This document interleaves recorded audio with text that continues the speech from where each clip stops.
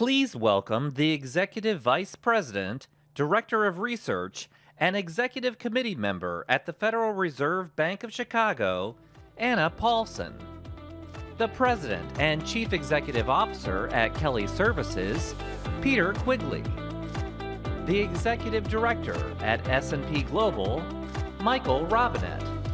And to moderate the discussion, anchor at WDIV-TV 4 NBC, Devin Scillian.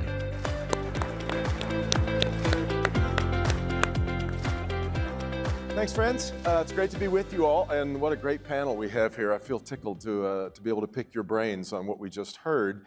I guess I want to start with just letting each of you kind of give me your thumbnail on the thing that jumps out at you most on our State of the Region report. Maybe it's something that worries you the most, or maybe it's something that you found most appealing. What jumps off to me is, as Sandy put it, somewhere we were able to reverse the usual narrative of the U.S. gets a cold, Michigan gets the flu. We had built in a kind of resilience that you don't even know that you have until it's tested, I suppose. But maybe that was your biggest takeaway, maybe not. But let's start with your biggest thought or concern, whichever way it goes. Well, good morning, everybody. I would say maybe a little bit more future-looking is are we ready from a labor force perspective? And maybe glass a little bit half empty, and from a perspective of graduates leaving, do we have the right talent? We're competing up against other states, provinces, other countries for investment. So I think that would absolutely be critical, not only in the Detroit area, but obviously greater Michigan and even greater Great Lakes, because it is one big ecosystem. Yeah, I want us to spend some time talking about talent, but Peter, your thoughts first. Yeah, I start every sentence with talent, so that that clearly, and good morning, everyone. I would agree with Michael. I think the challenge of the labor force participation, the educational gaps, is a long-term problem and issue for the region. And unfortunately, there's no short-term fix. It really will require leaders and companies like ours to work together to try to arrest what I think is has been evolving over a period of time. Yeah. But I think the opportunity is clearly there. We saw the job growth and the GDP numbers, which are really encouraging. So I think we have lots of opportunity as well. Yeah. Anna, what jumped out for you? So welcome, and thanks for having me. And I have to emphasize that these are my views and not the official views of the Federal Reserve or anything like that. But so two things jumped out for me. One was, and I think this is because I've heard this a lot, is this sense that I'm doing okay, my business is doing okay, but other people aren't. And so there's this disconnect, I think, between the surveys about confidence or manufacturing activity or data, and then you talk to folks and they're like, we're doing okay. We're a little worried about the future, but we think it's gonna be okay. And so that dichotomy, I'm really curious about what's driving that and where that comes from, and how does that play out? Is that going to be, are the data that are kind of trending down a little bit gonna carry the day?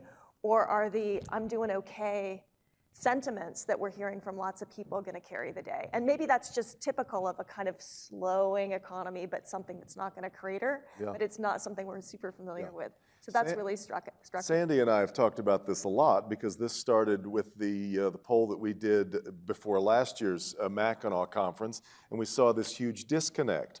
I'm fine, but boy, is everybody else in trouble.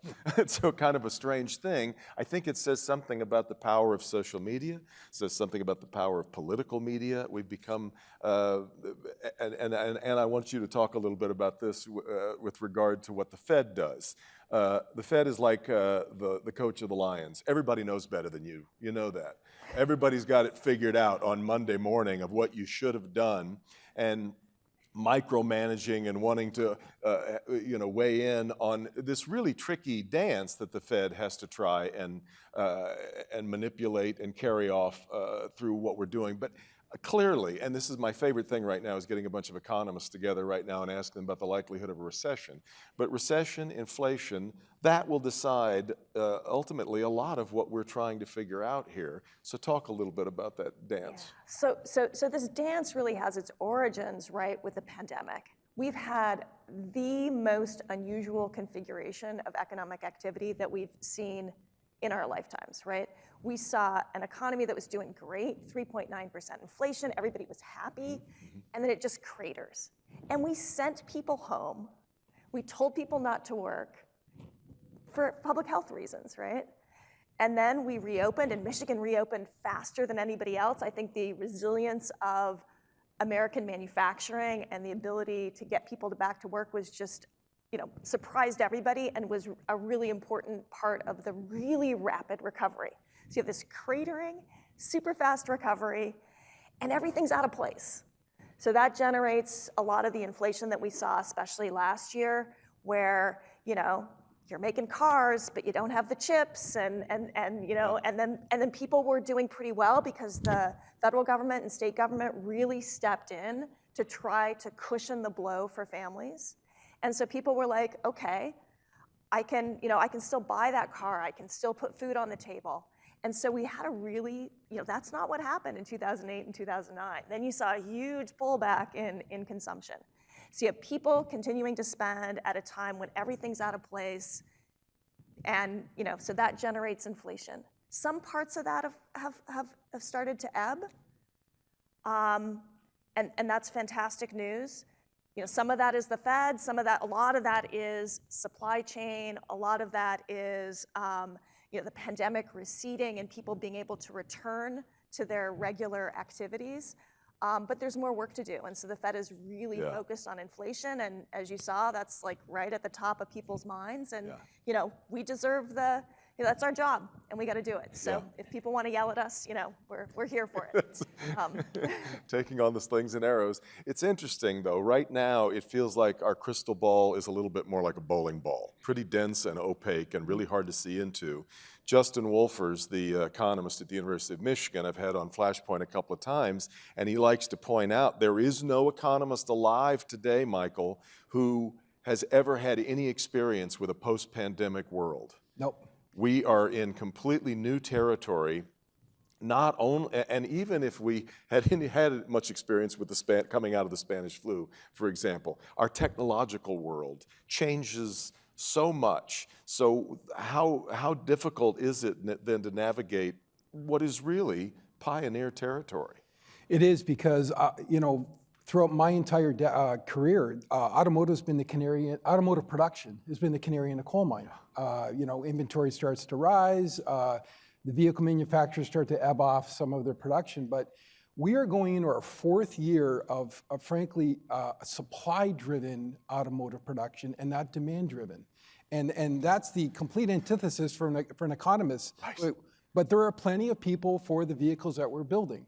We're starting to see some of that inventory start to rise, but we got to remember, there have been virtually no incentives. Now you're starting to see some incentives, so as we look ahead, we've had 4 years of, frankly, this nonsense from a perspective of people need vehicles, but we can't build them. We don't have enough chips, we didn't have enough people, we have logistics issues. It's starting to get a little bit better, but it's more of a dimmer switch and not a light switch, to be completely frank. So it is getting better. What worries us a little bit more is affordability going forward. But the vehicle manufacturers still have incentives in their back pocket if they need to drive some volume if they want to. So it is really uncharted territory from an automotive perspective, to be completely honest. Especially given that we are undergoing this massive revolution. I'm all in on EVs. I drive one. My Ford Mach-E is the best car that I have ever owned, hands down. It's unbelievable.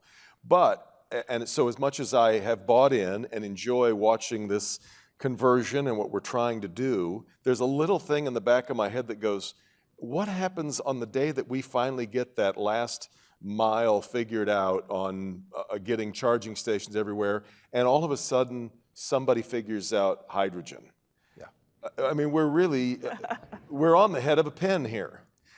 That's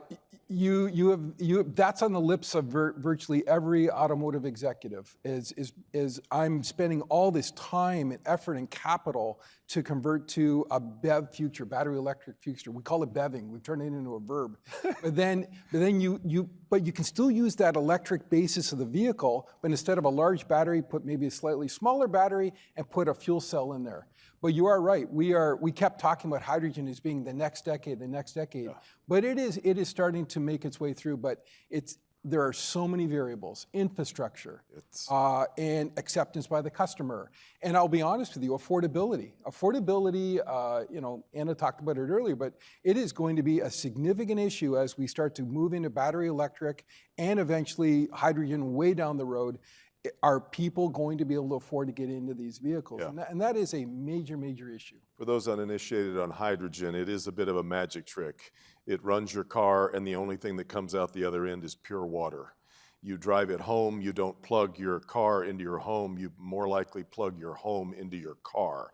It's an astonishing level of potential, but it's not there yet. Peter, let's go back to my question earlier about this untested landscape and trying to make decisions based on this post-pandemic world where everything is changing and we don't really have, economists really, it's the study of history, right? It's the study of trends. It's the way things have worked before, and we don't have any of that right now. Yeah, I think I'd start with pre-pandemic in terms of the demographic tide that we were already swimming against. We have an aging workforce. Baby boomers are now 75. We have a declining birth rate in terms of the number of individuals being born to the average woman. It was, I think, 2.1 in 2008. It's 1.6 now. Mm-hmm. We have a declining workforce, working age workforce for the first time in the U.S. history. So there were things already happening.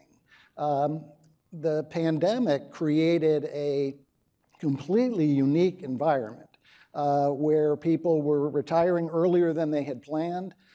We had a lot of women leaving the workforce because of either caregiving responsibilities or because of just the stress of work. And a lot of those individuals have not come back to the workforce. The number of workers who are out of the workforce is 100 million for the first time in the country's history. So we have a really unique situation, while you also have an economy that, while a little bit lumpy right now, is eventually going to recover, and we're going to need people. Yeah. Anna, you want to weigh in on that too? I have a really hard time trusting anything I see when an unemployment figure comes out.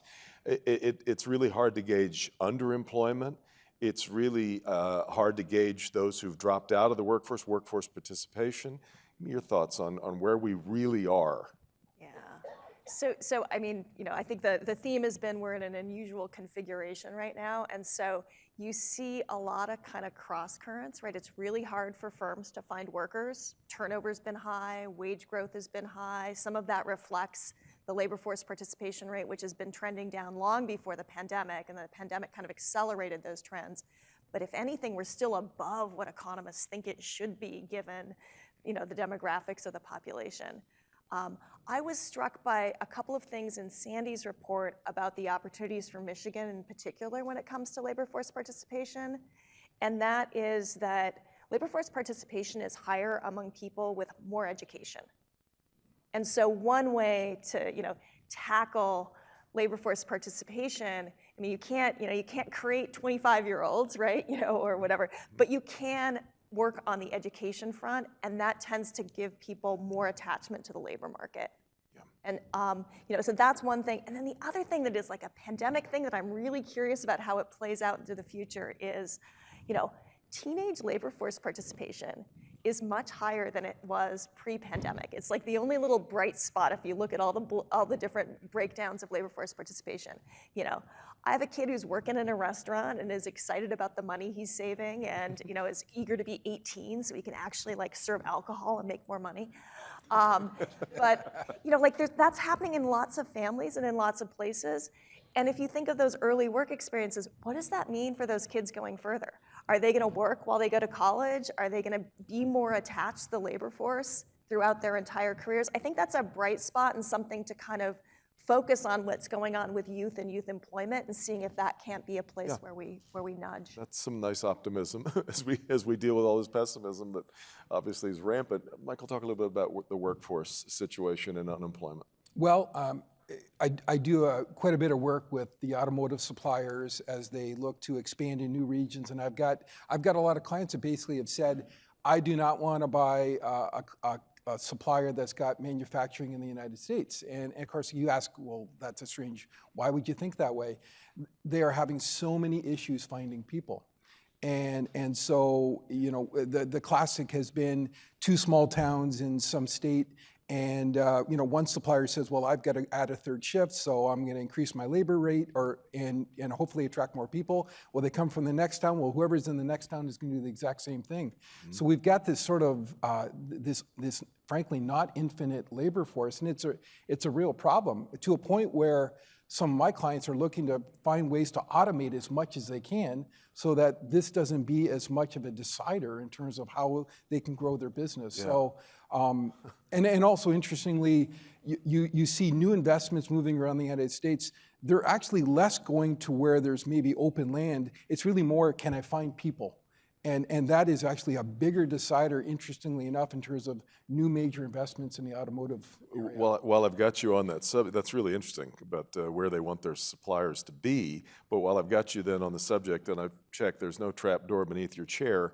Do you want to weigh in on this fight over whether or not we should be in bed with a Chinese battery manufacturer? Whether that seems like a good idea, or if that seems suicidal? No, I think it's a global automotive economy. It's a global automotive ecosystem. Even though, frankly, the BEV production is going to start to become a little bit more regional. Like, we can't ship batteries from Europe over to North America and be competitive. So we have to build those locally. The Chinese have a significant amount of technology in the battery space. So to ignore them would actually be at our peril, in my humble opinion.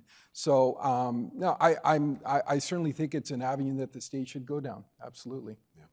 Peter, talk a little bit about this talent issue. What are the best practices that we're seeing? What works?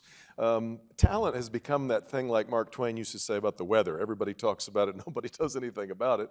But what can we do to really create this better talent pool that Michael's talking about? Yeah, I think Anna mentioned the education connection, which is really important. And that doesn't start with reconnecting people to come back to get degrees, although that's important, but it really starts at the very early stages of the education system. So I think we have to start there and recognize it as a systemic issue. When we talk to companies, though, about what they can do, the best practices, we encourage companies to really focus on their employee value proposition.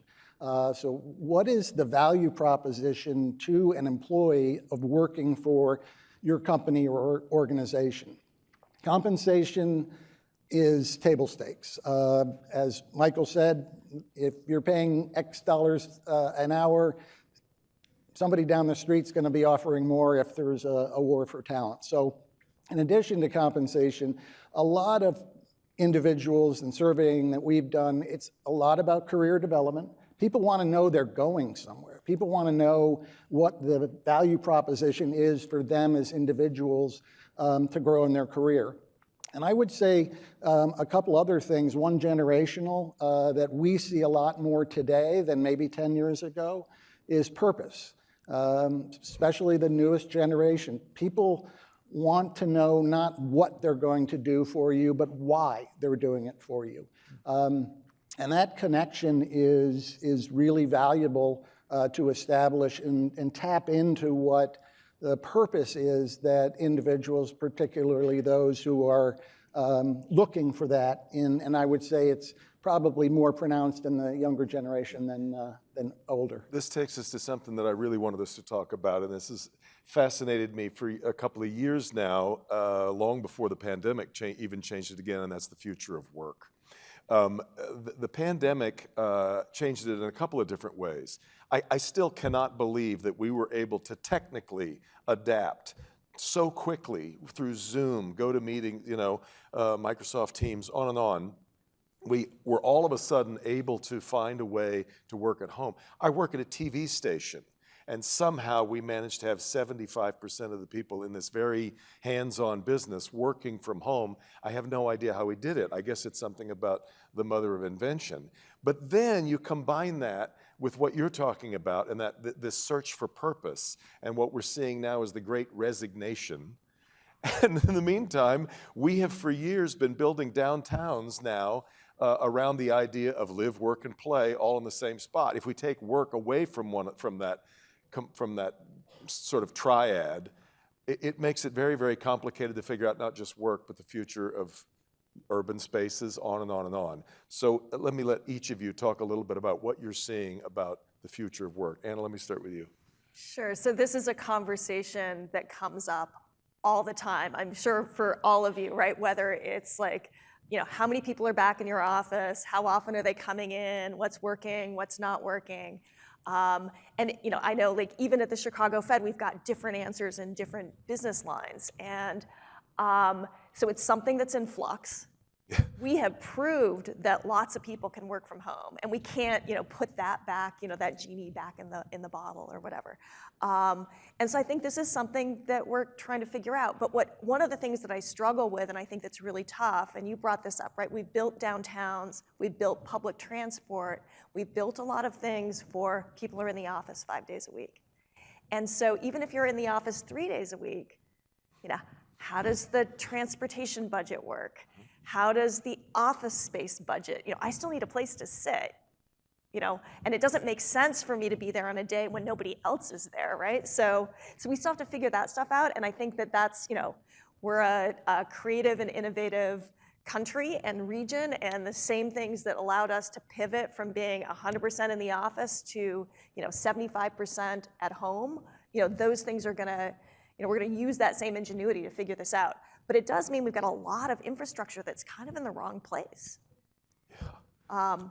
And then I'm an optimist, and so there's also, where can you look for silver linings? And I think some silver linings are, that flexibility is really valuable to employees, and so that's part of the value proposition that Peter was talking about. It's also, I think, a place where you can see it influence labor force participation just on the edges. We're seeing labor force participation among disabled Americans go up just a little bit. So there's some opportunities there, but it really requires us to think creatively. Yeah. Peter, jump in there. Yeah, I think back to those scenes like movies from How to Succeed in Business Without Really Trying, sleeping at your desk with a huge pile of cigarettes in the ashtray. You've been there all night. Today's worker hilarious, right? That you can't even imagine being that all in for your employer. Yeah, and they're in their pajamas. Right. Yeah, I would say, I know there's a lot of debate about whether we're going to go back to something. Our observation would be that the American worker has taken a drink from a flexible work arrangement, and they like what they drank.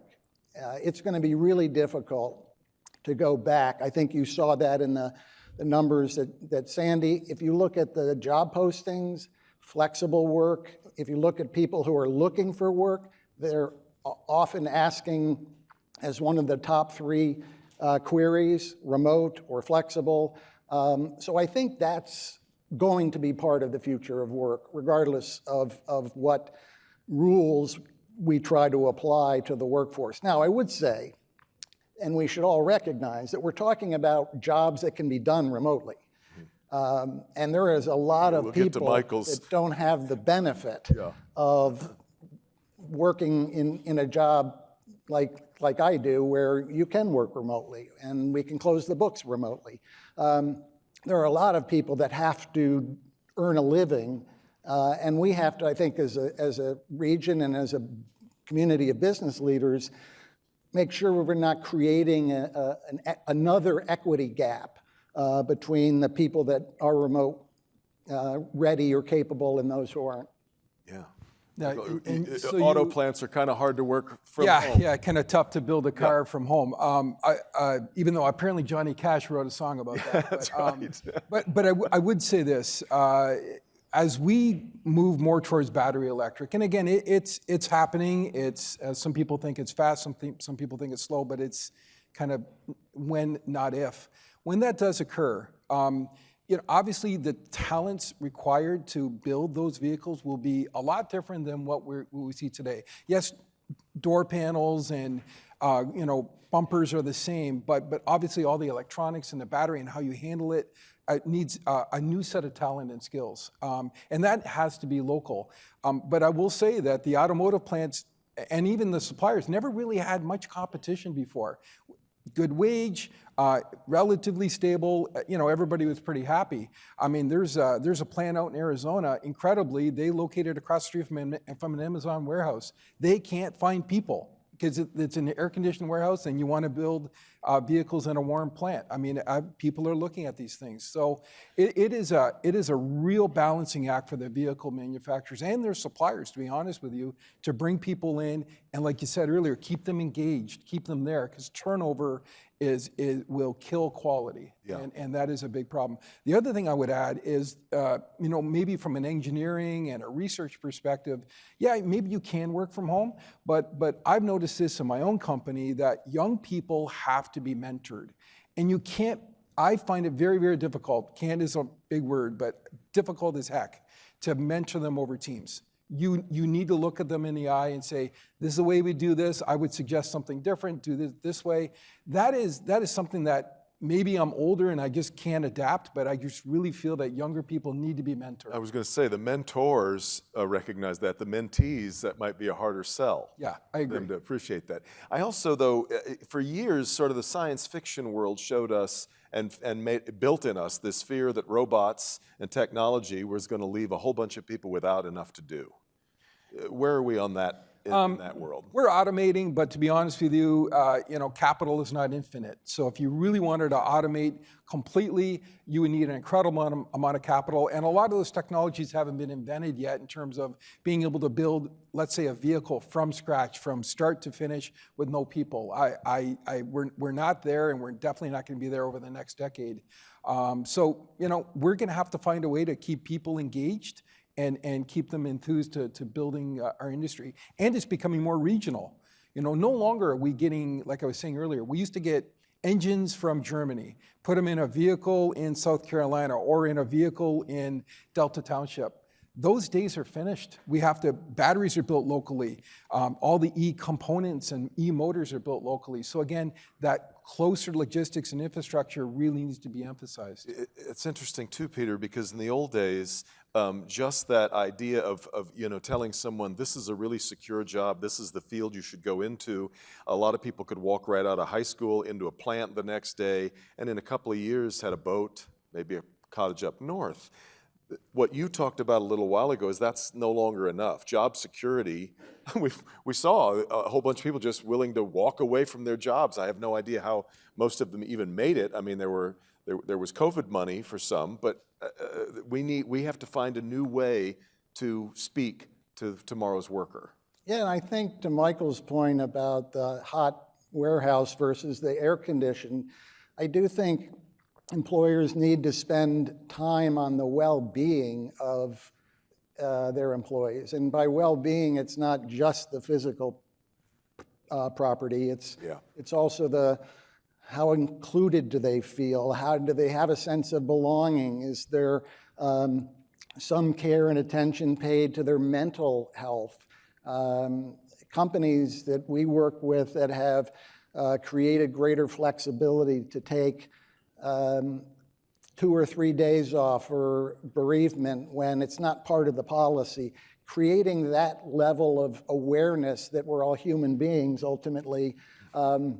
And I don't think just a $25 an hour job and potentially some security is going to be enough. There has to be, whether it's through employee research groups or resource groups, we call them affinity groups at Kelly, but again, trying to create communities of people so they feel a connection, particularly in a remote environment. So when they are in the office, or if they're not, but they do feel a connection bigger than the brand on the outside of the building. Yeah. It's fun. I say this as a father of 4 millennials. It says nice things about young people that they want to live a life filled with purpose, but it makes it a challenge for the world in which they're going to work. The last thing I wanted us to do to wrap up was ask you all to peer into that bowling ball and see what you can tell me about 5 years from now. I don't know that we would have 5 years ago that we could have envisioned where we are today, a city that is now built much more on the mortgage business than it was just a short time ago. Almost contemporaneously to our get-together here, there was an announcement going on over on the other side of town about the Henry Ford Health System teaming up with Tom Gora's and the Pistons, basically, to create a massive new hospital layout across the street from the old Henry Ford. There's an awful lot of excitement stirring, but we can also find ways to mess it up. Let me let you all talk about what you see 5 years from now for Detroit and the region. It's a great question. You know, we will all 100% be wrong. Although this conversation about talent is making me think about one of our newer employees who is very, very committed and eager, completely driven by purpose, and we've had to tell him, no, you can't sleep at your desk. You actually have to go home. So he may be the exception that proves the rule. This is a unicorn that's going to require some study. Right? Yes. But yes, we're going to have to find out what's going on there and see if we can spread it out a little bit. I think that demographics are going to be destiny here a little bit, right? So we do have an aging workforce, right? That's part of the healthcare investment and why that field is growing. So we're going to see, growing healthcare needs. We're going to see some of that work can be done through technology. Some of it can be, helped along, but you need a lot of people. One of our researchers at the Chicago Fed has shown that caring for the elderly is cheaper and of higher quality in communities that have more immigrants. And so it's really tied to have more immigrants. Immigrants. Right, so I mean, it's, this is just a job, so this is one of those things where you need people to care for individuals. Like that doesn't happen with a computer or with a robot moving around, right? We haven't figured that out, and that seems like it's gonna be pretty remote. So we're gonna have to solve that problem. We're gonna have an aging population that is going to need care. That's gonna create opportunities and challenges. But I would think that healthcare is going to grow. I completely agree. Flexible work is here to stay, and so that's going to, what do we do with all those, office buildings downtown? How do we? I mean, I think the idea of, working, living, and playing in the same place is that's kind of nice, right? Then I also don't have a lot of commuting time when I do commute, so we got to figure that out. Yeah. Peter, give me your outlook. Yeah, I'm very optimistic. I'm reminded though that we did a study. Going back to the automation question, or commissioned a study to look at the jobs that we support for our customers. It's probably 5 or 6 years ago now.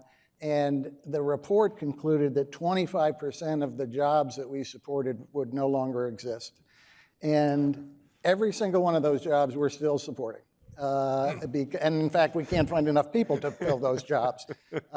So while I think automation creates some challenges in pockets. I think it creates huge opportunity as well. I think when you think about what people are looking for, I think Michigan and our region have a lot of the things that people are looking for, especially younger generation, when you think about the natural resources and the quality of life and the cost of living. I think it's just a matter of continuing to look for ways to promote all the things that we have in the region that especially younger individuals and families will find attractive and find ways to make that connection and get them here.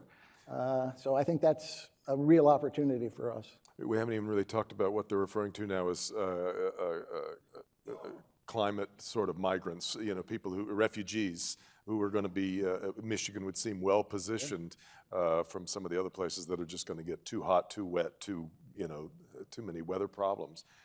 Give me your 5-year outlook. Well, I firmly believe that Detroit and Michigan will still be a global technological epicenter for automotive. I firmly believe that, and a lot of people keep thinking, well, Europe's ahead of us from an electrification perspective, and China's ahead of us, so maybe they're going to take more technology, and we'll have to borrow some of their technology. But there are enough companies here and enough innovation here that I firmly believe that we're still going to be a very, very key cog in the automotive industry, global automotive industry. I guess we should call it mobility, but I think everybody gets the general idea. I will say that by, let's say, 26, 27, we will, or even 28, we will be right in the middle of that transition. And you know, a lot of discussion about how we go to battery electric. I'm a little bit more concerned about what happens to ICE on the way out. And the way out is a long time, don't get me wrong, but ICE being internal combustion engine, think about all the suppliers that make valves and camshafts and cylinder heads and springs that go into engines and transmissions and transfer cases. There's a lot of transition that has to occur. So while oil change shops, I mean, yeah, I haven't had an oil change in a couple of years now, yeah. You're the leading edge of all this problem. That's exactly right. We're on the money. So I think we're going to be in the middle of this transition. It'll be very interesting, and I think the talent aspect will be very, very key to whether Michigan wants to be lead or to follow, and that'll be really critical. No doubt. Great thoughts from all of you. How about a round of applause for Anna, Peter, and Michael?